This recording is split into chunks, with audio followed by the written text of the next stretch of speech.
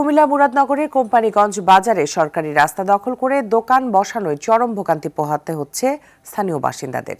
সকাল থেকে রাত পর্যন্ত সড়কের বড় একটি অংশ দখল করে চলে ব্যবসা বাণিজ্য।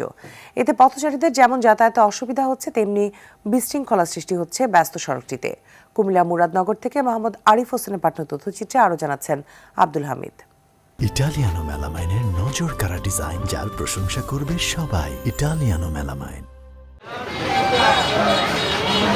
কুমিল্লার মুরাদনগর উপজেলার অন্যতম ব্যস্ত বাণিজ্যিক এলাকা কোম্পানিগঞ্জ বাজার।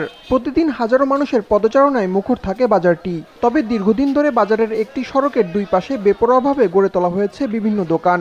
যানবাহন, দোকানের মালামাল আর পথচারীদের ভিড় বাড়লে বিশৃঙ্খল পরিস্থিতি তৈরি হয় সড়কটিতে। ব্যবসায়ীদের দাবি, জায়গা সংকটে সড়কেই বেচাবিক্রি করতে হয় তাদের।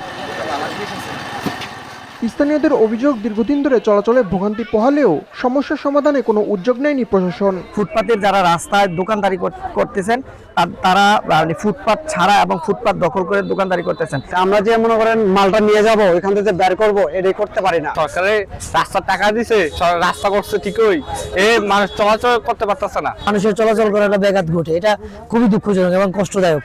হ্যাঁ, এই ফুটপাতের যে ব্যবসাগুলো যদি একটু অপসারিত করে দিত, তাহলে এই রাস্তাটা প্রসারিত হইতো এবং মানুষের চলাচল করতে সুবিধা হইতো।